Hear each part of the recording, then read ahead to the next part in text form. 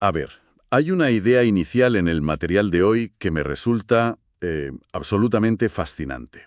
Ujú. Imagina por un momento que fuera posible realizar una actualización completa del software del cerebro humano. O sea, exactamente de la misma manera que uno actualiza el sistema operativo de un móvil. Vale, suena bien. Es decir, imagínate eliminar de golpe todo ese ruido mental de fondo, poder cerrar todas esas aplicaciones emocionales que están consumiendo batería en la sombra y dejar tras de ti una claridad mental y una energía física absolutas. Bueno, suena a película de ciencia ficción, desde luego. O no sé, a una promesa de marketing de alguna aplicación de meditación de estas modernas. Totalmente. Pero para la persona que nos ha enviado los apuntes de hoy, buscar esa optimización del rendimiento diario, esa claridad en medio de un mundo que está tan saturado de información, es una prioridad muy real. Claro. La inversión profunda que vamos a hacer hoy es tan vital. Vamos a meternos de lleno en el capítulo 1 del libro 4, que se titula Los métodos de la ciencia del Shinen Qigong, escrito por Pan He-ming. Eso es. Y nuestro objetivo central en este análisis, nuestra misión hoy, es desmitificar la llamada metodología científica del Gong. ¿Qué falta hace la verdad? Ya ves, vamos a explorar cómo esta disciplina afirma que todo este proceso de actualización mental y física que decíamos no es magia, ni misticismo, ni una superstición antigua, sino que es un marco estructurado y puramente biológico. Y para entender bien ese enfoque científico, creo que es muy útil mirar un poco hacia atrás en el tiempo. Porque, a ver, a lo largo de la historia de la ciencia hay un patrón de rechazo que se repite casi como un reloj, cuando aparece algo que rompe los esquemas por completo. Cierto, cierto.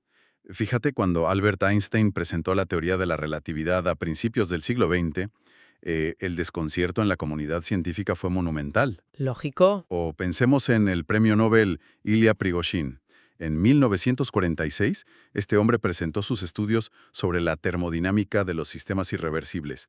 ¿Y qué pasó? Pues que le cayeron palos por todos lados. Literalmente, fue ridiculizado.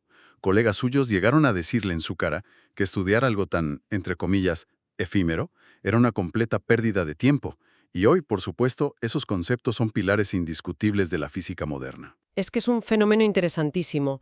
Sentimos un rechazo que es casi instintivo hacia cualquier marco teórico que desafíe nuestra comprensión actual de la realidad. Claro, nos asusta lo nuevo. Exacto. Nos aferramos a lo medible, a lo que encaja perfectamente en las cajitas académicas que ya hemos construido durante décadas y de las que no queremos salir. Vale, vamos a desgranar esto, porque el texto que tenemos hoy sobre la mesa se presenta a sí mismo exactamente así, como una ciencia altamente racional, equiparable a esas grandes revoluciones de la física o la termodinámica. Ujú. Su propósito declarado es transformar el estado funcional de la vida humana.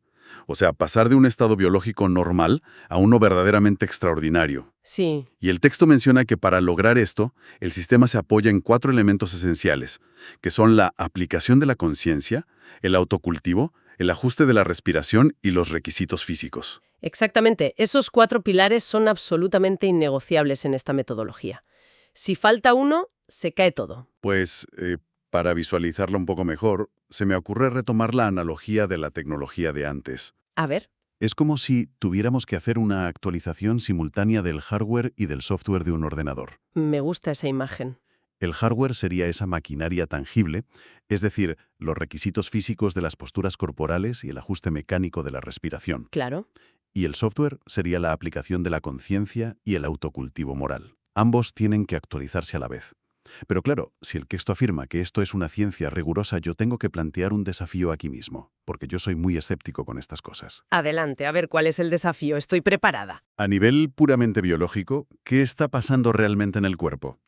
O sea, si alguien se sienta a respirar con una postura específica y enfocar su mente, ¿estamos hablando simplemente de una mayor oxigenación en la sangre que nos hace sentir bien un rato? Ya, entiendo por dónde vas. Es decir, ¿es un efecto placebo gigantesco? ¿O el texto propone de verdad un mecanismo físico y fisiológico totalmente nuevo para explicar cómo ese software mental altera el hardware del cuerpo? Pues mira, lo fascinante aquí es cómo el texto conecta conceptos antiquísimos con la biología celular más contemporánea y responde exactamente a esa duda que tienes. ¿Ah, sí? Sí, La ciencia moderna entiende que cualquier organismo vivo, desde una ameba unicelular hasta un ser humano supercomplejo, sobrevive de una sola manera, que es manteniendo un equilibrio dinámico con su entorno. Vale, homeostasis y todo eso, ¿no? Eso es. ¿Y cómo se mantiene ese equilibrio? Pues intercambiando sustancias, energía e información. Y fíjate en un detalle crucial aquí. Todo este intercambio ocurre siempre en las fronteras del organismo. En las fronteras, vale. A nivel microscópico, ocurre en las membranas de las células y a nivel macroscópico, pues en las membranas mucosas y, por supuesto, en la piel. O sea, la frontera exacta entre lo que soy yo y lo que es el mundo exterior. Exacto. Lo que la ciencia del Qigong plantea, y aquí está el gran salto revolucionario del que hablábamos, es que este proceso de metabolismo en la membrana, que la medicina occidental considera un movimiento vital puramente autónomo o involuntario, en realidad puede ser dominado. Espera. ¿Dominado conscientemente? Sí. Revela que la conciencia humana, si está debidamente entrenada y enfocada, puede intervenir de forma directa y optimizar ese intercambio a nivel celular. ¡Qué fuerte! O sea, no es solo respirar más oxígeno, no. Es dirigir a voluntad la permeabilidad de esas membranas biológicas. A ver si lo entiendo, ¿eh? Es como tomar el volante de un coche que, desde el mismísimo día en que nacimos, siempre se ha conducido en piloto automático. Tal cual. Una muy buena forma de verlo. Y si aceptamos que esta transformación biológica ocurre literalmente en esa frontera entre nuestro cuerpo y el mundo físico, pues tiene una lógica aplastante que el texto nos lleve a la primera gran etapa práctica, que es el llamado Hunyuan externo. Ujú. Entiendo que se trata precisamente de gobernar esa misma frontera. Así es. Es el nivel fundamental y es el punto de partida de toda la práctica. Su objetivo principal es mezclar la conciencia humana con la energía primordial del mundo natural. Pero espera, porque aquí me surge una duda al leer las instrucciones de esta etapa. Dime. De la naturaleza. ¿Por qué los ejercicios parecen estar tan obsesionados con la propia piel y el propio cuerpo? A mí me parecería una contradicción. Ya. O sea, para intentar visualizarlo, pensemos en el cuerpo humano como una esponja completamente seca que está flotando en medio del océano. El Hunyuan externo no sería el intento absurdo de beberse todo el océano, ¿verdad? No, claro que no. Sería más bien el acto consciente de abrir los poros de esa esponja para dejar que el agua fluya a través de ella sin oponer ningún tipo de resistencia. Esa analogía de la esponja seca en el océano es sumamente precisa para explicar este nivel. De hecho, el texto le da 3 significados vitales a esta etapa. A ver, cuéntame. El primero es unir la mente con el vacío. El segundo es unir la mente con la energía que está dispersa justo alrededor del cuerpo físico, como un halo. Vale. Y el tercero es fortalecer la permeabilidad de la piel, precisamente para abrir esos poros de la esponja que decías, liberando la energía interna que está estancada y absorbiendo la externa. Vale, un momento. Antes de avanzar quiero detenerme en ese primer punto, el del vacío. Porque la palabra vacío es muy tramposa en nuestro idioma. Uy, sí, muchísimo. Claro, cuando a uno le dicen que imagine el vacío, pues automáticamente piensa en la nada absoluta. Un espacio negro, muerto, sin oxígeno ni materia. No, como el espacio exterior. Y ese es un error conceptual gravísimo al abordar este material. Ya me lo imaginaba. En este marco teórico, el vacío no es la ausencia de cosas. Se describe como una sustancia invisible que no tiene forma, pero que es completamente uniforme e inmensamente densa en potencial. O sea que está llena. Exacto, es la materia primordial del universo. La clave fisiológica aquí es que, al enfocar la mente en esa sustancia externa, la energía adquiere lo que el texto llama información humana. Se vuelve compatible con nosotros. Eso es, ya no es una energía ajena o extraña, sino una vitalidad que el organismo reconoce al instante y puede asimilar a través de la piel. Ah, claro. Eso explicaría por qué el método dinómico clave de esta etapa, que es un ejercicio llamado Penchi Wan Ding Fa, que se traduce más o menos como elevar la energía y hacerla penetrar por la cabeza, insiste tantísimo en la intención. Totalmente. La intención lo es todo. O sea, no se trata de hacer una coreografía bonita y mover los brazos en el aire sin más. Se trata de usar la mente para abrir deliberadamente esa frontera biológica de la piel de la que hablábamos. Exacto. Y al hacerlo, pues la persona deja de ser una esponja seca, se empapa de vitalidad. Y por eso el texto dice que se pueden llegar a superar estados de enfermedad, porque el cuerpo, por fin, tiene el combustible necesario para reparar su propio hardware. Totalmente. Y siguiendo esa misma lógica de la esponja que comentabas, una vez que la estructura biológica superficial está empapada de esta energía externa, El método no se detiene ahí, obviamente. Claro, hay que ir más allá. La progresión natural obliga a investigar qué sucede cuando esa abundancia de energía se dirige, de manera muy deliberada, hacia las capas más profundas de nuestra estructura anatómica. Y así es como la metodología abandona la superficie y se adentra en el interior absoluto. Lo que nos lleva a la segunda gran etapa, entiendo.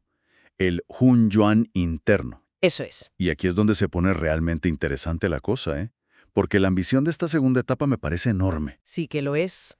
Consiste en llevar ese movimiento consciente de la vida mucho más profundo. Es unir la mente con la energía interna para infiltrar literalmente y capa por capa, primero la piel, luego la carne, los tendones, los canales de energía o meridianos y finalmente llegar hasta el mismísimo centro de los órganos internos. Exacto. Se utilizan métodos físicos y mentales muy específicos para dirigir esa infiltración con el objetivo clarísimo de que la conciencia tenga el control total sobre cualquier rincón de la anatomía. Pero fíjate en esto, ¿eh? Porque leyendo el material para preparar la sesión hay una advertencia que me dejó bastante perplejo. A ver.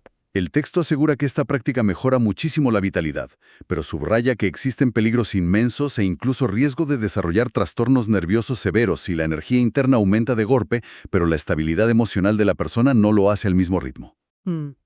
O sea, ¿por qué tener más vitalidad o más salud interna podría llegar a ser un peligro biológico si no se domina la mente al mismo tiempo? A mí me suena contraintuitivo, la verdad. Pues mira, si conectamos esto con el panorama general de cómo funciona la psicología humana y el cuerpo físico, tiene todo el sentido del mundo. ¿Ah, sí? ¿Sí? Hay que entender la energía vital simplemente como un combustible. Y el combustible, por definición, es neutro. Vale. No tiene una brújula moral, no tiene empatía, no distingue entre la alegría y el pánico. Simplemente magnifica y exacerba lo que ya existe dentro del individuo. O sea que no es una energía mágica que te hace ser buena persona automáticamente por tenerla. En absoluto. El texto expone de manera súper pragmática que la vitalidad física es la infraestructura básica de una persona, mientras que sus emociones, sus pensamientos y su carácter son la superestructura. Vale, la base y lo que construyes encima. Exacto. Imagina que decides actualizar la corriente eléctrica de una casa antigua. Pasas de un sistema muy débil a una potencia industrial, no sé, de 220 voltios. Vale. Si haces eso, pero no cambias el cableado viejo, deshilachado y defectuoso que hay metido dentro de las paredes, pues no vas a conseguir que las luces brillen más en el salón. Madre mía, vas a provocar un incendio, las paredes ardiendo. Exacto, vas a freír el sistema. Si ese nuevo volumen de energía masiva choca contra una mente que está llena de miedos reprimidos, ira, apegos o un estrés crónico tremendo, se producirá una auténtica revolución fisiológica interna. ¡Qué locura! Las emociones inestables generan bloqueos físicos reales y acopladas con niveles tan altos de energía pueden afectar peligrosamente al corazón o al sistema nervioso central. Tela. Por eso, este material insiste tanto en que el autocultivo no es un añadido filosófico bonito para quedar bien, es pura mecánica de seguridad. Obliga a refinar el carácter para que el cableado emocional sea capaz de soportar el nuevo voltaje biológico. Me parece una explicación brillante, la verdad. Básicamente, no puede ser un superhumano físicamente si sigue siendo un caos emocionalmente, porque el sistema colapsa. ¿Eso es? Y bueno, asumiendo que el practicante hace los deberes, logra unificar el exterior con el interior y refuerza ese cableado emocional estabilizando su mente, pues el viaje no termina ahí. No, ¿qué va? El mapa de este texto nos dirige hacia el núcleo absoluto de la existencia humana, entrando en lo que denominan la tercera etapa, que es el Hunyuan medio. Así es. Esta etapa representa la cumbre absoluta de la práctica descrita en este volumen. Se centra en el trabajo sobre el canal central del cuerpo y en llegar a un concepto filosófico y biológico que es sumamente profundo, el punto central indiferenciado. Vale, a ver. El texto menciona que físicamente esto implica concentrar la mente para formar una especie de columna de energía muy sólida que conecta el cuerpo de arriba a abajo. Pero luego entra en un terreno mental bastante complejo. Dice que hay que concentrarse en un estado uniforme e indiferenciado de una sustancia homogénea, devolviendo la mente a su naturaleza original. Sí, puede sonar un poco denso al principio. Y afirma que el objetivo final de esto es alcanzar una inteligencia supernormal o extraordinaria. Así lo expone el autor, sí. Pero espera, rebobinemos un poco, porque esto a mí me genera un cortocircuito enorme en la cabeza. Detecto una paradoja gigantesca aquí. Cuéntame. ¿Cómo es posible que regresar a un estado indiferenciado y uniforme se traduzca en ser un genio o tener una inteligencia supernormal? Ya veo por dónde vas. O sea, cuando uno piensa en algo indiferenciado, uniforme u homogéneo, a mí me suena a un estado vegetativo, me suena a una piedra o algo inerte y súper básico. ¿Cómo encaja ese vacío mental del que hablábamos con la complejidad de una inteligencia extraordinaria? Es una paradoja fantástica. Estoy convencida de que es probablemente el choque cultural más fuerte que tenemos al leer estos textos en Occidente. Totalmente. El problema radica en nuestra propia definición contemporánea de inteligencia. En nuestra sociedad solemos equiparar ser inteligente con la acumulación incesante de datos y de información. Claro, el que más sabe, el que más datos retiene. Creemos que una mente brillante es una mente ruidosa, llena de miles de pensamientos complejos cruzándose, cálculos y análisis constantes en la cabeza. Sí, pensamos en alguien resolviendo 10 ecuaciones súper complejas a la vez en una pizarra gigante. Exacto. Sin embargo, en la ciencia del Qigong, la inteligencia supernormal no es un problema de acumulación de información, es un problema de relación entre señal y ruido. Ah, vale. Al regresar a ese estado uniforme e indiferenciado, la mente accede a lo que el texto llama el Yi Yuan Ti. Vale. Pausa ahí. Traduzcamos Ji Yuan Ti para quien nos escucha hoy. ¿Qué es eso exactamente en términos prácticos? En términos muy sencillos, el Yi Yuan Ti se describe como la sustancia original y pura de la conciencia humana, antes de que sea moldeada por cualquier experiencia. Vale. Imagina la mente como si fuera un telescopio potentísimo. A lo largo de los años, las emociones caóticas, los prejuicios, el estrés y los pensamientos dispersos han ido manchando la lente con capas y capas de barro. Sí. Lo que propone este estado indiferenciado no es apagar el telescopio, ni retroceder a un estado inerte, sino limpiar absolutamente todo el barro de la lente. O sea, quitarle los filtros y la suciedad. Exactamente. Al eliminar ese filtro, lo que te queda es una claridad y una receptividad absolutas. Es una sensibilidad perfecta capaz de procesar la información primordial, sin ningún tipo de distorsión. Por eso es una inteligencia superior, porque carece de ruido. Ostras. Es decir, no es pensar en más cosas a la vez y saturarse, es percibir la realidad exactamente como es, sin la interferencia de nuestras neurosis diarias. Eso cambia por completo la perspectiva, la verdad. Claro. Ahora, entender estas tres grandes etapas, la absorción externa, la infiltración profunda interna y la limpieza absoluta del canal central, pues es como desplegar un mapa del tesoro detalladísimo sobre la mesa. Sí, es un mapa muy completo. Vemos claramente el camino que va desde la superficie de la piel hasta la profundidad del vacío de la conciencia.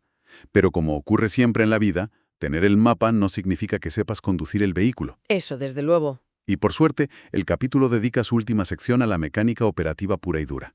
Nos explica cómo dominar este vehículo a través de la integración de tres elementos clave.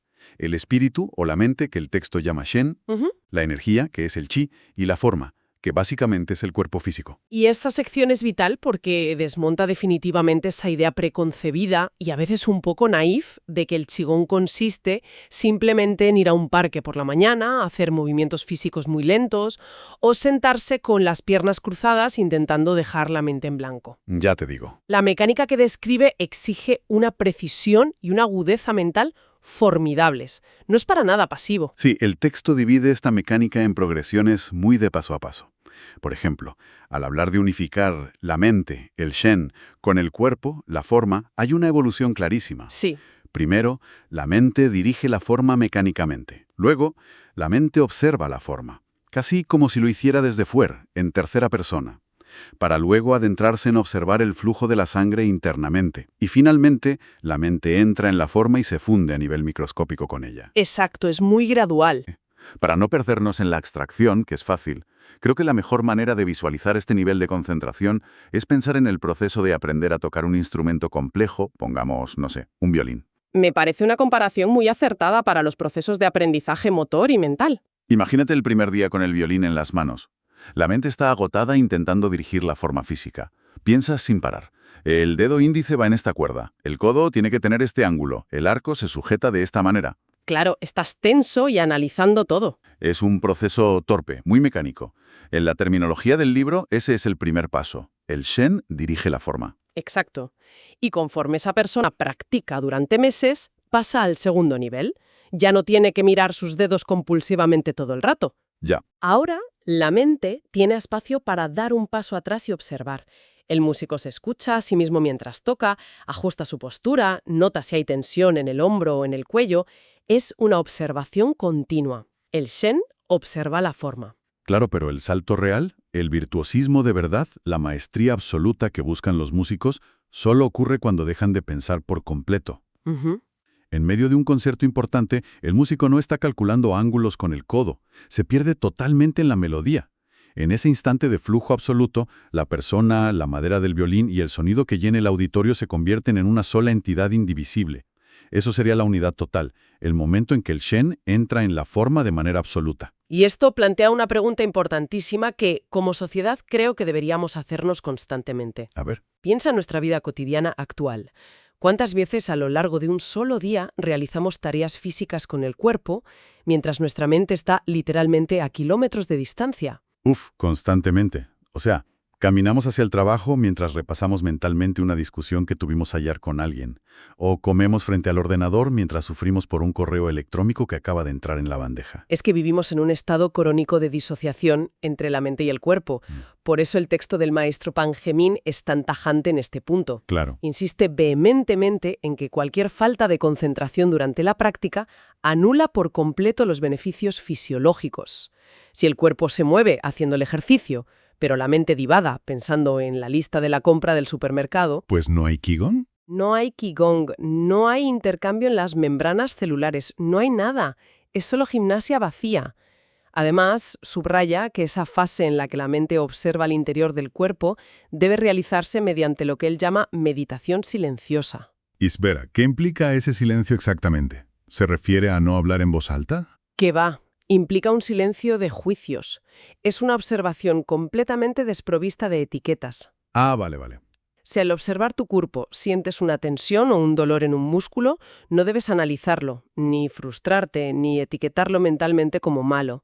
Y si sientes una energía súper agradable, pues tampoco debes aferrarte a ella, ni etiquetarla como buena. Entiendo. Simplemente se trata de iluminar el espacio interno con la consciencia pura, dejando que el sistema biológico haga su trabajo de reequilibrio de forma natural. Pues ese nivel de presencia absoluta, sin intervenir constantemente con el ego o con etiquetas, me parece el verdadero núcleo duro de toda esta metodología, sinceramente. Sin duda. Toda. Y bueno, haciendo una síntesis rápida de todo este viaje intelectual que hemos hecho hoy para quien nos escucha, la verdad es que la escala de todo esto es impresionante. Sí, es muy profunda. Hemos partido de la idea de comprender el Qigong no como magia, sino como una ciencia biológica que actúa sobre el intercambio celular de nuestras membranas.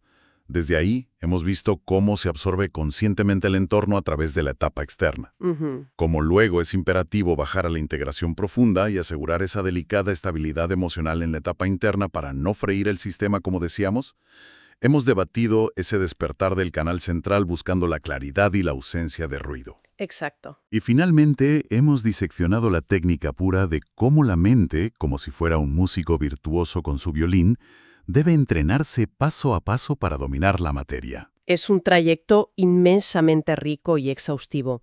Y yo creo que el valor real, la utilidad práctica de todo esto para cualquier persona que se acerque a este material en su día a día es innegable. Totalmente.